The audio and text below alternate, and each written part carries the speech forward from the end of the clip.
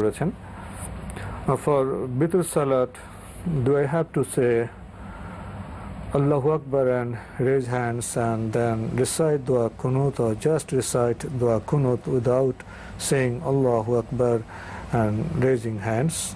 Please answer. হ্যাঁ, এই ভাই দোয়া কুনুতের আগে যে হাত উঠানোর বিষয়টি উল্লেখ করেছেন, হাত উঠিয়ে যে বলা হয় থাকে আল্লাহু আকবার, তারপরে দোয়া কুনুত পড়া হয় থাকে। বিশেষ করে আমরা দেখি যে মানে আমাদের বাংলাদেশের প্রেক্ষাপটে যেখানে মানে হানাফি মাযহাবের উলামায়ে কেরাম বা হানাফি মাযহাবের দৃষ্টিভঙ্গি যেখানে ফলো করা হয় থাকে বেশিরভাগ ক্ষেত্রে, সেখানে এই ধরনের করা হয় থাকে। মূলত এই যে তাকবীরের বিষয়টি, এটি কোনো সহিহ হাদিসের মাধ্যমে সাব্যস্ত হয়নি, সহিহ হাদিসের মাধ্যমে সাব্যস্ত হয়নি।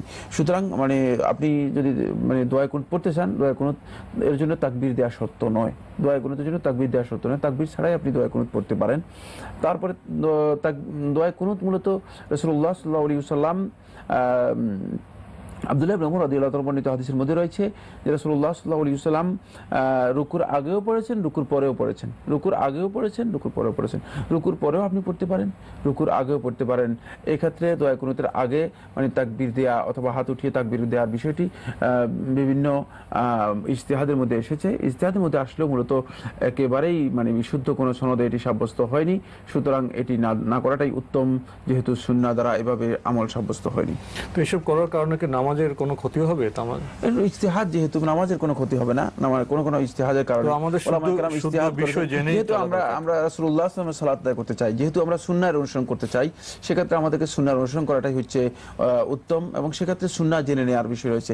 তো আমি বলছি যে ইজতিহাদ যে সমস্ত উলামায়ে কেরাম করেছেন, মানে তারা ইজতিহাদ করেছেন মূলত এই জন্য যাতে করে উম্মাহ বা মানে মুসলমানরা মানে সহজভাবে ইসলামী বিধানগুলো পালন করতে পারে, এবং সেক্ষেত্রে ভুল হয়ে গেলে মানে এই ভুলের অনুসরণ করার জন্য উম্মতকে বাধ্য করেছেন, ব্যাপারটি এমন নয়। কারণ কোনো মুজতাহিদ এই কথা বলেন নাই যে আমি ইজতিহাদ করেছি, আমার ইজতিহাদ ভুল হলেও সেটাকে তোমরা মেনে নিবে, মানে এটা কোনো ইমাম বলেন নাই। সেক্ষেত্রে আমাদের উচিত হবে যারা মানে বিশেষ করে মাযহাবের অনুসরণ করে থাকেন, হানাফি মাযহাব হোক, শাফি মাযহাব হোক, মালিকি মাযহাব হোক, যেই মাযহাব হোক না কেন, সেক্ষেত্রে আমরা মাযহাবের অনুসরণ করাটা গর্হিত নয়, নিষিদ্ধ কাজ নয়, কিন্তু মাযহাবের অনুসরণ করেই তিনি খেয়াল রাখতে হবে যে যদি কোনো কারণে মনে হয় যে রাসূলুল্লাহ সাল্লাল্লাহু আলাইহি ওয়াসাল্লামের সহিহ হাদিসের মানে সাথে এই বক্তব্যের সাথে কিছুটা সাংঘর্ষিকতা রয়েছে অথবা ইজতিহাদের মধ্যে কিছুটা ব্যতিক্রম রয়েছে, সেক্ষেত্রে মানে তিনি সহিহ হাদিসের অনুসরণ করবেন, এটাই হচ্ছে তার উপর ওয়াজিব, এটাই হচ্ছে তার উপর অনুসরণ করাটা বাধ্যতামূলক। মাযহাবে ইমাম নবী এই কথাই বলে গেছেন, এটাই বলেছেন, যদি আমার কথা বিপরীতে কোনো হাদিস পাওয়া যায় ওটা তোমরা মানবা, ওটা আমার মাযহাব। জি, তো আসলে আমরা যারা অনুসারী আমরা অনেক সময় ভুল করে ফেলি আর কি। জি দর্শক, এবার আমাদের হাতে যে চিঠিটি এটি পাঠিয়েছেন মোহাম্মদ সাকির হোসেন, রাধানগর পাওয়ার হাউস পাড়া, পাবনা থেকে।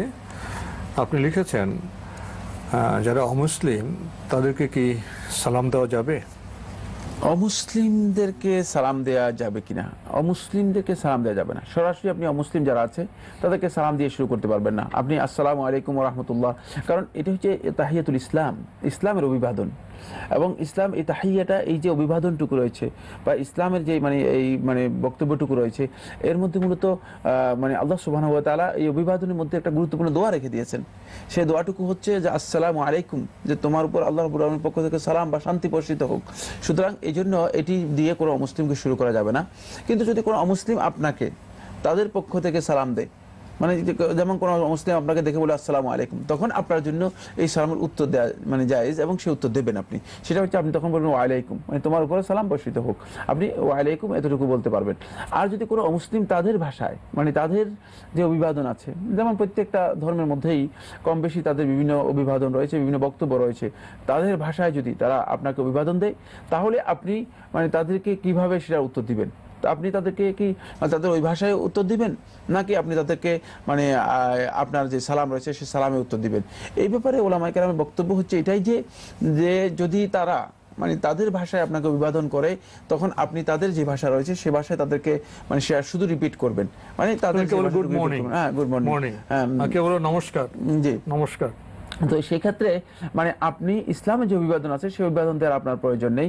আপনি ইসলামের অভিবাদন সেখানে পেশ করবেন না বা দেবেন না। আপনি তাদের ভাষায় তাদের সেটা উত্তর দেবেন, যেহেতু সৌজন্যতার জন্য। এই উত্তরটুকু শুধুমাত্র উলামায়ে কেরামের সৌজন্যতা এবং সামাজিক সম্প্রীতি বজায় রাখার জন্য। উলামায়ে কেরামের একদল এটি বলেছেন যে শুধুমাত্র সৌজন্যতার জন্য। কারণ যদি আমরা সমাজের মধ্যে মানে এই কাজটুকু না করি, তাহলে দেখা যাবে যে তাদের মধ্যে একটা তৈরি হবে, বিদ্বেষ তৈরি হবে।